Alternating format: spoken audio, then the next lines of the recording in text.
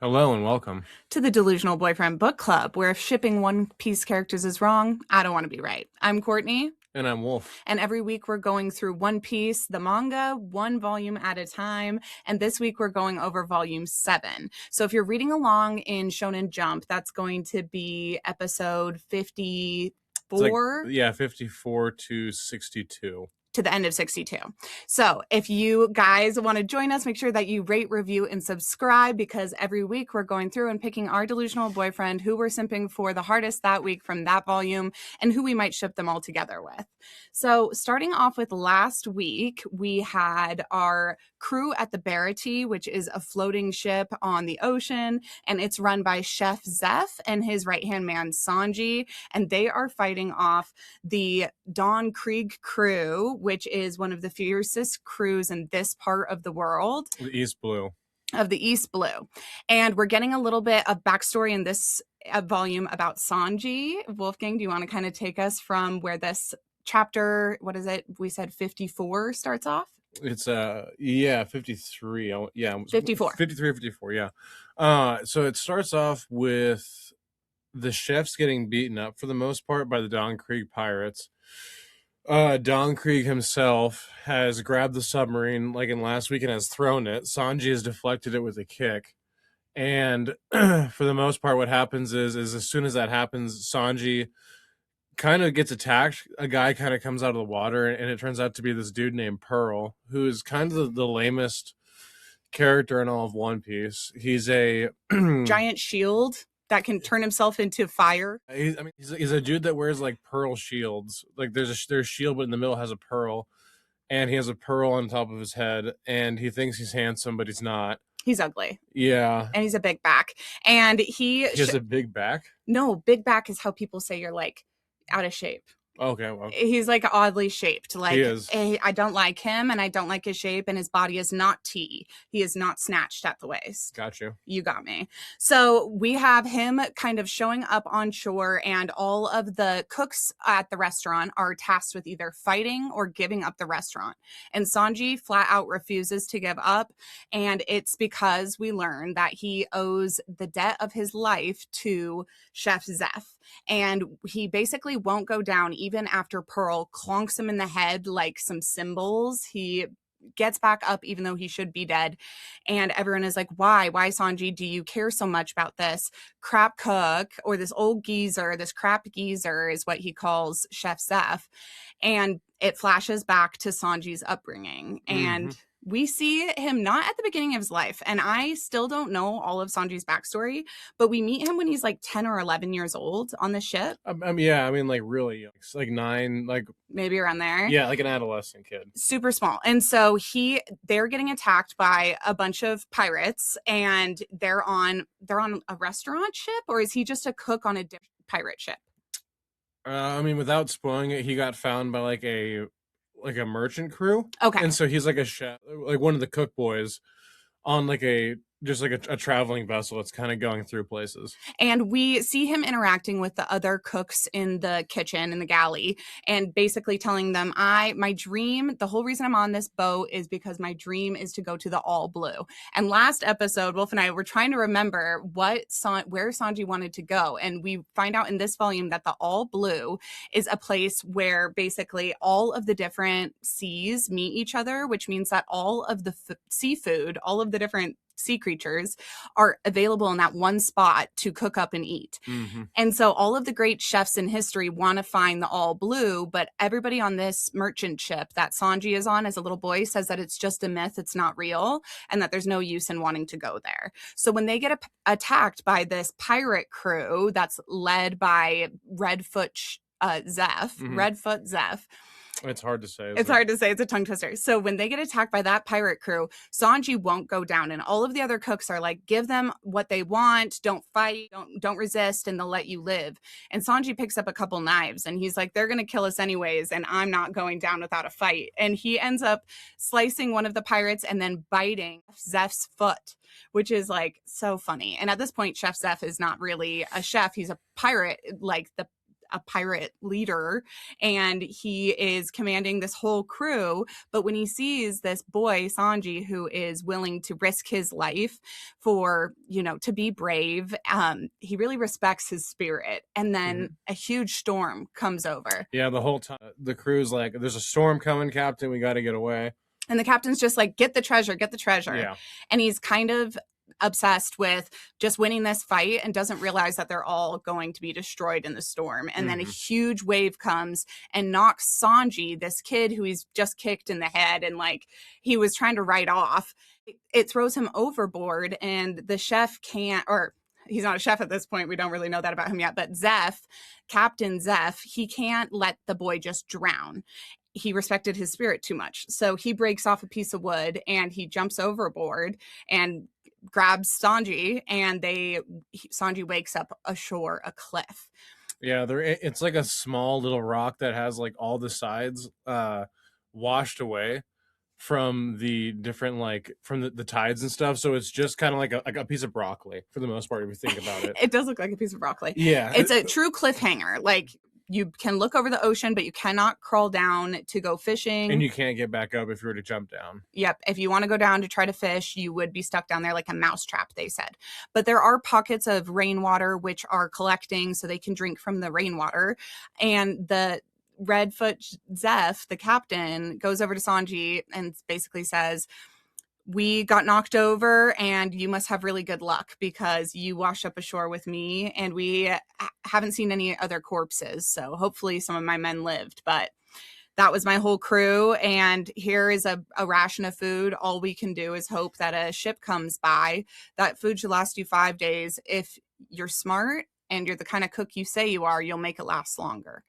And he walks away with a huge bag of food. And Sanji says, that's not fair. Why do you get so much more food than me? And he says, because I have a bigger stomach and we're not going to argue about this. It'll waste energy. In fact, don't talk and don't come look for me or talking to me, because I don't want to see you until you see a ship coming. You're on lookout duty.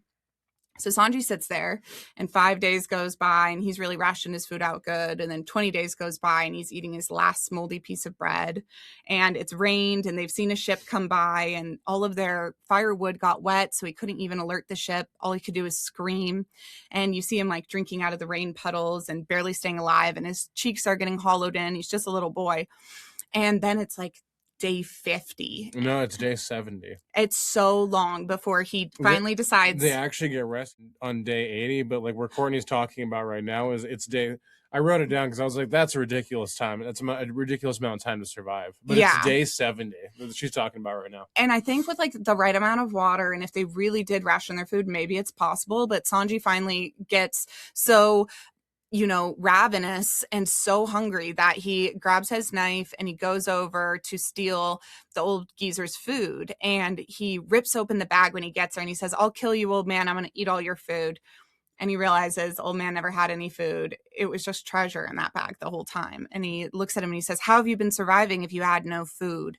And then he looks down and sees that Captain Zeff's leg is cut off and he's been eating his own foot to survive. Which is, I will say, interesting, because in the show it happens a little different. And so I don't think that, I mean, like when this came out, I was like 9 years old, something like that.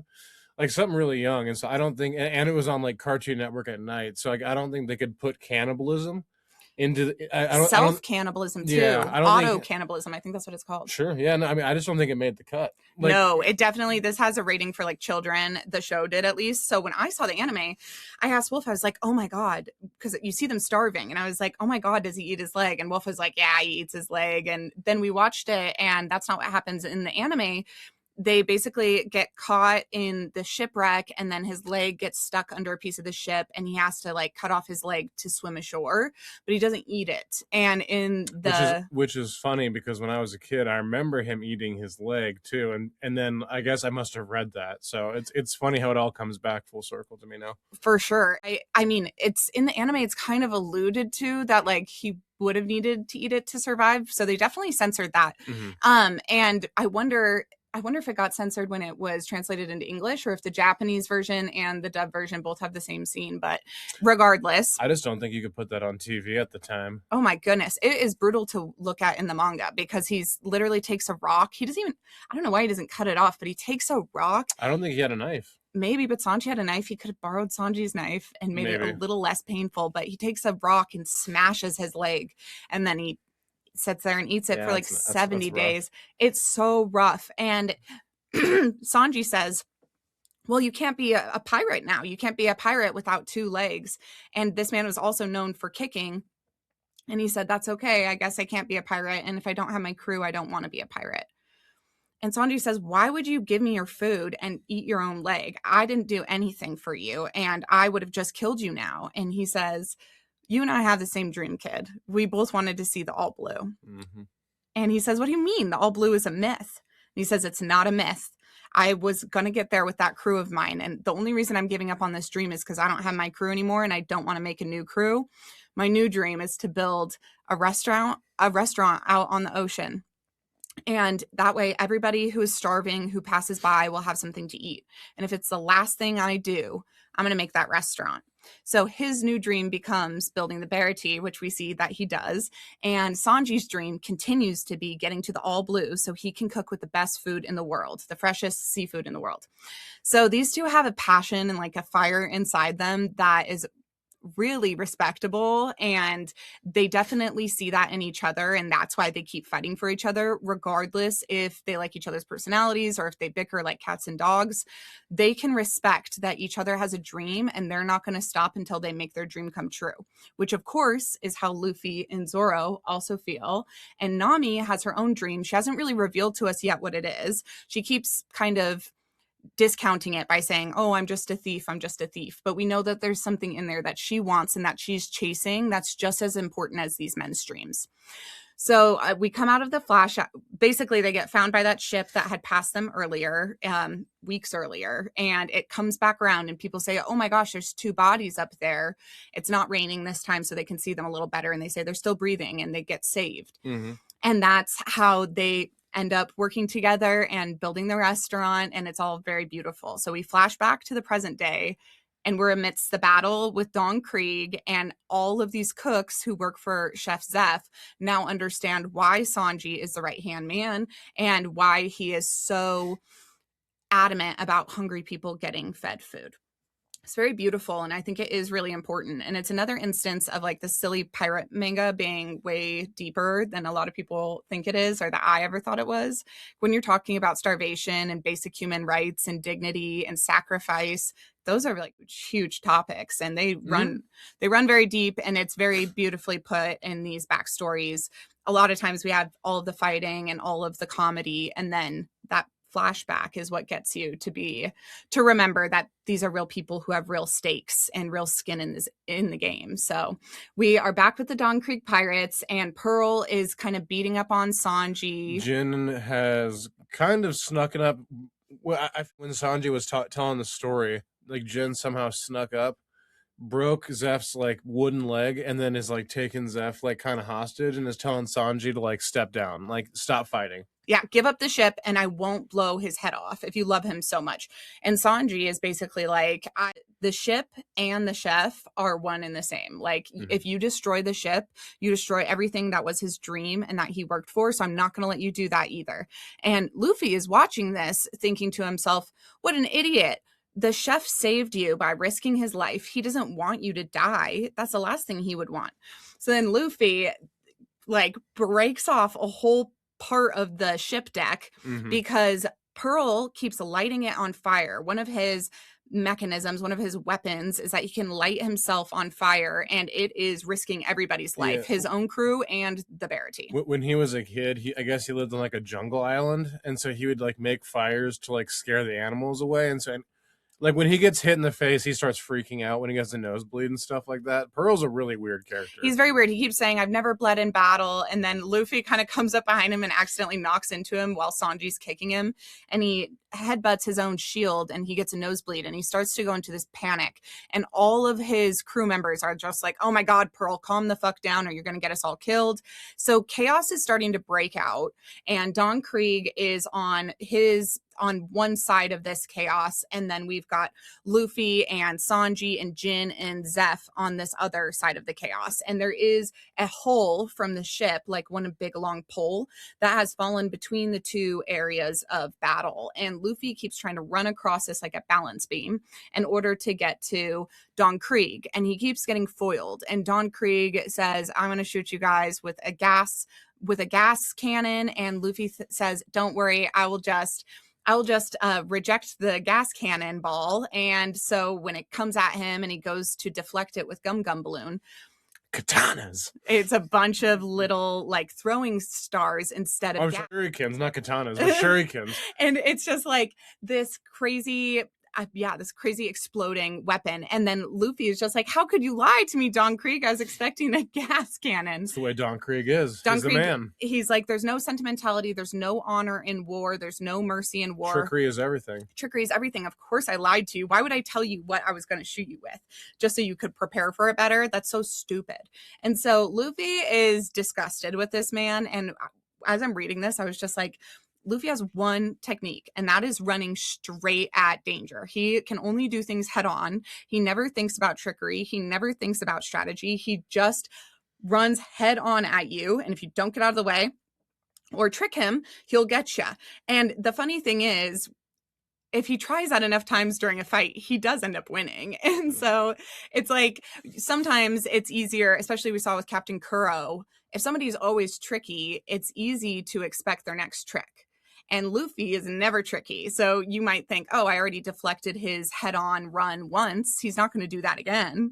And then he just keeps doing it. Mm-hmm. It's kind of like when somebody does rock, paper, scissors, and they do rock every single time. That's Luffy. Yeah. Rock. Like, he's never switching it up. And eventually he does win. And it's very fun to kind of watch him be brainless. And at the same time, he kind of doesn't need a brain as long as he's brave. So then Don Krieg goes to kill Sanji and Luffy, and basically Jin steps in and says, I'll kill them with my own hands because they deserve some kind of honor. They saved our life, Don Krieg, and they saved all 100 members of our crew's life by feeding them. I will at least be the one to put them out of their misery. Don't do any trickery or give them like a bad, not honorable death. And Don Krieg gets super pissed off. He's just like, I gave you an order. It's my ship. This is my crew. You're my second in command. And he's like, I'll get it done. I'll get it done. So he starts attacking Sanji, and he has basically like a mace or something like that. It kind of looks like a drumstick or a lollipop. No, it's a baton. A baton. And so he's hitting Sanji with that. Sanji is actually starting to lose. He's had a couple unfair hits from Pearl, so he's kind of on the downward slope anyways in this fight. And Jin is going at him full force, and everyone's calling Jin the demon and saying he's a demon man and that he has never shown mercy, and that's why he is the right-hand man on this crew. And when it finally comes time for him to smash in the brains of Sanji, because he's got the upper hand, he can't do it. And he says, Don Krieg, I cannot kill this man. And Don Krieg is like, what do you mean you can't kill him? And he says, he is the only person who has ever shown me kindness. And then it flashes back to him dying of starvation and Sanji sitting next to him and giving him food and saying, like, it's pretty good and being kind. And I think the lesson we're supposed to learn here is a lot of people in this world won't know mercy and can't show that to others unless they've been shown that themselves.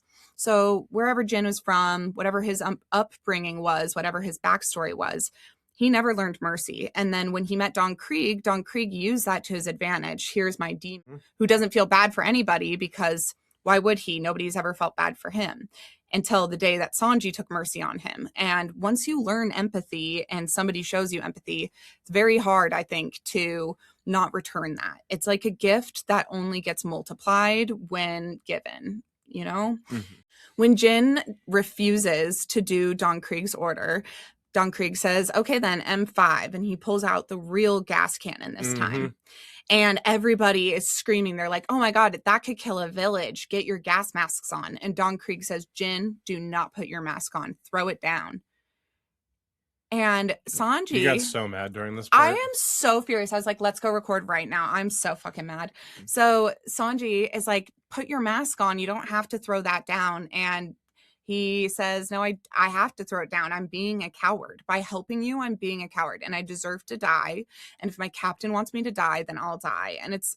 You questioned it being Jin last week as my delusional boyfriend. I'm Well, just saying, you questioned this whole man's integrity. Because yeah, exactly. Like I love Jin. He's awesome. Well, you're using knowledge that you have that you didn't have in volume 6. But I mean, anyway, keep going with your summary. But the man has honor to a T. To a T. I am impressed with Jin in this moment, having this kind of resolve against his own captain.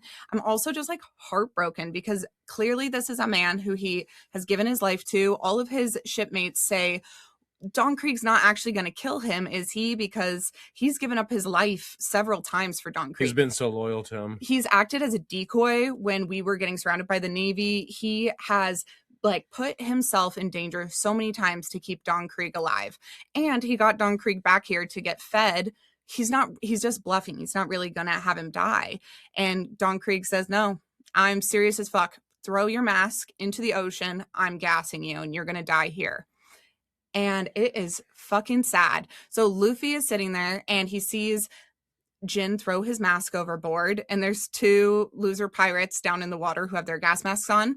All of the chefs say, dive down deep, and they start swimming down into the water so that they can escape the gas. And Luffy pulls 2 masks off of 2 pirates and throws those to Jin and Sanji, and then he thinks, how am I going to breathe? Fuck, I didn't think about that. Like, I didn't grab 3 masks. What am I going to do? There's just randomly one by his foot. Yeah, one kind of gets tossed over by him. And so he's like, well, this is lucky, and puts it on his mouth. And once all the fog clears and everybody on the different sides of this battle are like, okay, the gas is clearing out, we see Jin forcing the mask onto Sanji. And this is where I shipped Jin and Sanji.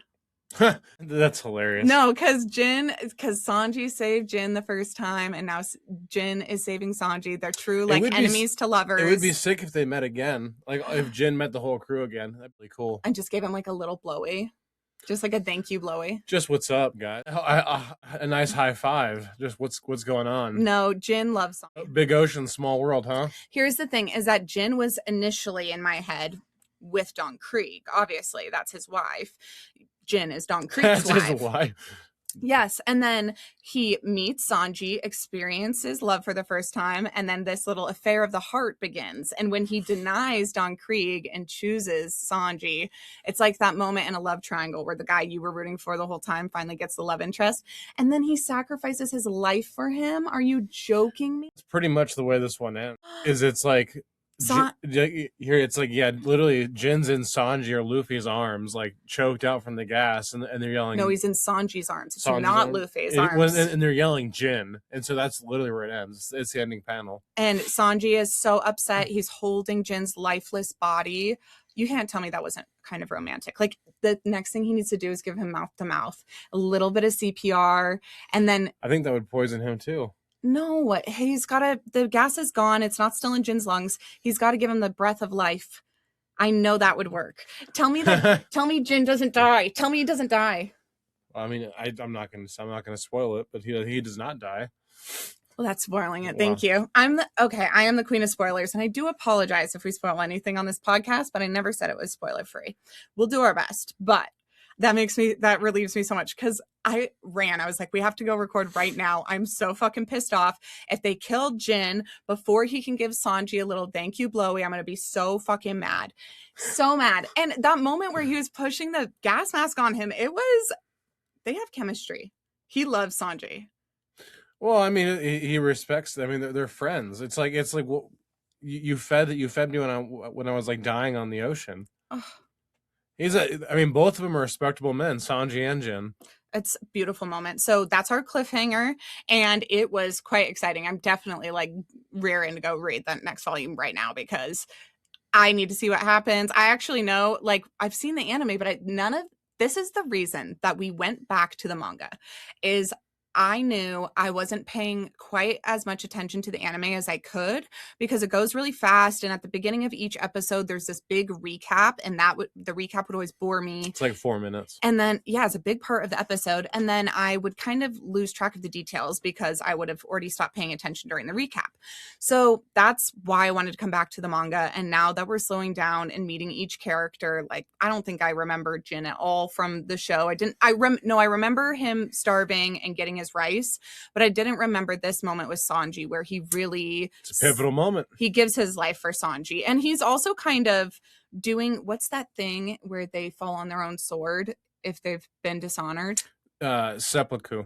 So he's kind of doing that because he's admitting, like, I didn't do what my captain said, so I'll let myself die. And that's what happened. He threw his own mask in. No, I mean, he is, but also Jin's just being kind of a baby, to be honest. He's like being a little bit he's like being a little pathetic. He's kind of feeling sorry for himself. It's a little pathetic. Yeah, he's feeling sorry for himself because he's chosen what he knows is right, and he doesn't really want to stand fully behind what's right. He wants to go down with Don Krieg if Don Krieg's going to go down, and if Don Krieg doesn't love him anymore, then he'd just rather be dead. So I'm kind of annoyed with Jin in that way, but also it was beautiful the way that he forced his own mask onto Sanji. It's like when you're on the plane and they say, put your own mask on before helping others, but you know every mom would be putting their kid's mask on first. You do. They would be. So who's your delusional boyfriend for this week? Okay, so from this week, do you have any guess? I want to say it's Jin. It's Chef Zeff. He cuts off his own fucking leg for Sanji, and he has these like braided beard, nose hair things. And when he's young, we get this flashback when he's young, and he's hot as a pirate. When he had both those feet, ooh, honey. Both feet, count me in. And there's also a moment where Sanji is talking to the pirates he's fighting, and he's like, I'll finish you off with just my feet. And I was like, God damn, now I'm imagining Zoro and Sanji and all the foot jobs he'd give him. Sanji is definitely talented with his digits, all 20 digits. His hands, his feet, the fingers, the toes, he can work it. And he says he fights with his feet because he doesn't want to hurt his hands, because if he hurts his hands, he can't be a cook. I loved Sanji. It was really hard not to choose him as my delusional boyfriend, but Chef Zeff, he is a tasty treat in this one. He eats his own foot, which is very manly. Like, that's the grossest thing you could eat is a pirate's foot. It's disgusting. But he has nothing else. He saves this child all because he thinks the kid's got spunk, and he is willing to die a starvation death, one of the worst deaths on the sea. And even in that moment where he's willing to die for somebody else, he still concocts a dream where he's building a restaurant. Like, he never fully gives up on life. And he even told Sanji in the last volume, I'm going to live another 100 years. And I love a man who's going to live to be super fucking old and never die and never leave me alone. So I love Chef Zeff. That's a really good reason. Yes, because then, like, most wives have to bury their husbands because men don't live very long, and they don't take care of their health, and they have too much risk. They do too many risky things. But Chef Zeff, he's just going to make me food. He's going to go to bed kind of drunk and cranky every night. I'll be rubbing his one good foot. Only one. He only has one foot to rub every night. I'll rub it. Even 50, if that 50% of the effort, right? Yeah, there. that's half the effort. You're right. Yeah. And only half the stink. So, like, he's kind of a perfect man. Also, my raging daddy issues are just like, take care of me, like, raise me, teach me manners. I want to talk back to you. You can always hear him coming. Oh my God. A little click, stomp, click, stomp, click, stomp. God, I love him. I think he would take care of me. I also think he would take care. He's not the fastest runner anymore, but you know what? Oh, he would take care of our 8 children. And my family, we have some like hillbilly restaurants here in Montana, and we run a lot of kitchens, and it takes a lot of people to get it done. But I think that Chef Zeff would whip them into shape. He would run them like the fucking Navy or like a pirate ship. He would have rules in those kitchens. We would be turning and burning and making money. I think he would make all of our 8 children into little line cooks and pastry chefs. Honest to God, Chef Zeff, 1000% my delusional boyfriend this week. I love him. I love him so much. What about you? Ooh, I think my delusional boyfriend for this week is probably... it's probably Don Krieg, to be honest. I said if you fucking chose Don Krieg, I would divorce you. You can't do... Every week it can't be the villain. That's so basic of you. You're doing it to piss me off. No, I'm not. I like Don. He's like... he's like one of those characters where, like, He's like super like because I don't want it to be Pearl because Pearl's like the lamest person. Why do you think you have to choose the ugliest, meanest, worst person with the blackest heart? I just like that. I like having it be a different person each week, and sometimes it goes to characters that we might There's not like. Patty, there's Carne, there's Chef Zeff. Yeah, they don't do it. I mean, like those guys do something, but like for the most part, like I don't know. I like Don Krieg. He's a cool guy. He keeps shooting random things, and all of a sudden, like he does the smoke bomb. It's a bunch of shurikens. Are you rage baiting me, or are you rage baiting the internet? No, he's kind of a funny dude. It's the great and powerful Don Krieg. And you've been calling Don Krieg all week. Don Krieg. Actually, in this moment, I hate you. I hate you viscerally. You can sleep on the couch tonight. I'm like furious that you would pick Don Krieg of all fucking people. I'll be sitting out there with the great and powerful Don Krieg tonight. Yeah, and then he'll gas you. He'll gas you to death. That Don Krieg is a stinky ass, gassy motherfucker. I hate him. He's ugly. He has no honor. He's great and powerful. Got a micropene. I swear to God, I hate that fucking man. Even Jin says it. He says, "Don't underestimate Don Krieg. He's great and powerful." That's the thing about Jin that I really don't like is even after Don Krieg has disrespected him time and time again, he's like, "Don't talk bad about my boyfriend." Shut up, Jin. Your boyfriend hates you. He's always hated you. He would have fucking thrown you overboard for a fake Rolex watch, okay? All he cares about is money and greed. Maybe Jin is a delusional boyfriend. Oh yeah, he's delusional for Don Krieg. Don Krieg is Jin's delusional boyfriend for sure. Maybe. For sure. Maybe. Yeah, for all the past years, when Jin wakes up in Sanji's arms, does he ask to be a cook on the ship? Does he become a cook? No. Oh, fuck. That would be cute if he did become a cook. I think we're there next week. Okay. Well, I hope that you guys join us next. Wait, how does Don Krieg compare to your other delusional boyfriends? Oh, very low. Very low. Very low. I mean, like Jin's higher than Don Krieg, obviously. Chef Zeff is actually very high up there for me. It's like last week was Mihawk. So it's at this point, I think it goes Mihawk, Shanks, Chef Zeff, Zoro, Usopp for me. Wow, he's been falling down the ladder. Well, I know that Zoro's going to have his many volumes dedicated to him. And Sanji, I really thought was going to be my boyfriend this week because he was very honorable and sexy. But in the manga, in these first kind of encounters with Sanji, he does this the Chun-Li kick from Street Fighter where it's a whirlwind kick. Yeah, so she does this like exactly. It's a whirlwind. And when he's doing that kick, Sanji's bussy looks all big. It's like drawn all big and chunky like a fupa, like a huge bussy fupa. I don't know how to describe it. It's not cute. I don't like it. The other thing I want to say about this volume, there's a lot of feet, and this has been the last 62 chapters. Oda is only a manga artist to draw feet. And I don't know if anyone else has already talked about this.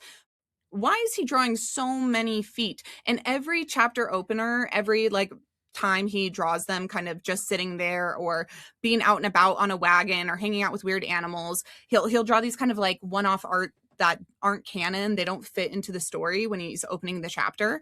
And it'll just be like Nami with her foot way up in perspective. So you've got her like dog, her feet are here. Her dog's toes are just like wiggling in the forefront of the picture. And then you look back here, here's Usopp's barefoot and here's Luffy's barefoot.